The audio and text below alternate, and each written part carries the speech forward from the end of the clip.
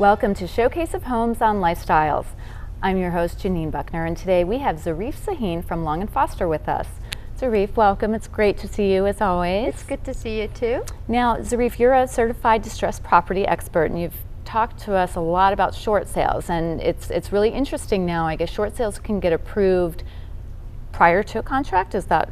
That's true. That's right? On a half a short sale, you can actually get an approval before you have a contract, and then you have a certain amount of time to get a contract and then move forward with the settlement. So can you explain a little bit, if a homeowner gets their approval, they don't have the contract yet, what can they expect? What, in their mind, I'm sure this is all new and it's a little overwhelming, so can you walk through the steps of what happens next when they get that approval? Because I'm sure it's a nice feeling to know, okay, we've got the approval, now we just need the buyer.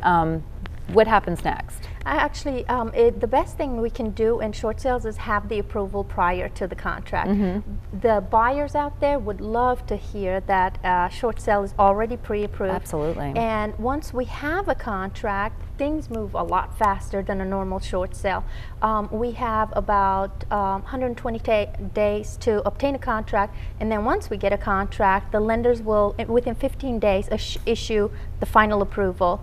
And once we get the final approval, we can proceed for settlement. So when, just backing up a little bit, the lenders, you're talking about the lenders holding the note for the owner. So that's on the right. short sale side. Okay. The lenders for the seller who's holding the note for the So they've sellers. done a preliminary approval, and then when they get the contract, they just have to go through, I guess, another somewhat they have quick to approval. approve. They have to look at the situation. Is the buyer qualified? Because the buyer plays a big role too. Is the buyer qualified? Do they have the funds they say they have?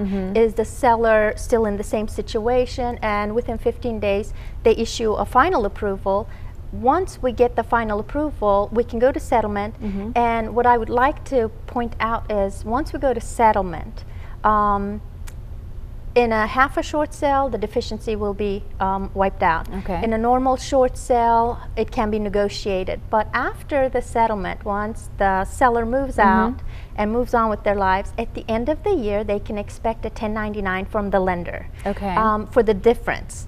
They will actually send out a 1099, which will be considered as income to you, and you should really talk to an accountant about that, how that's going to be handled, because depending on your tax bracket, you might have to pay taxes, you might not have to pay taxes, so I would urge people to talk to their tax accountant prior to settlement so they know exactly what to expect. That is great information. You're always a wealth of knowledge on this subject. So thank you so much, Zarif. And please let everyone know how to contact you if they're in this situation.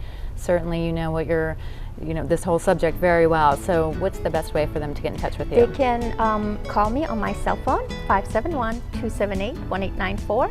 They can call me on my office phone number, 703-433-7718. And they can email me at zarif.sahin@longandfoster.com. Thank you so much, Zarif, and we look forward to seeing you next time. Thank you.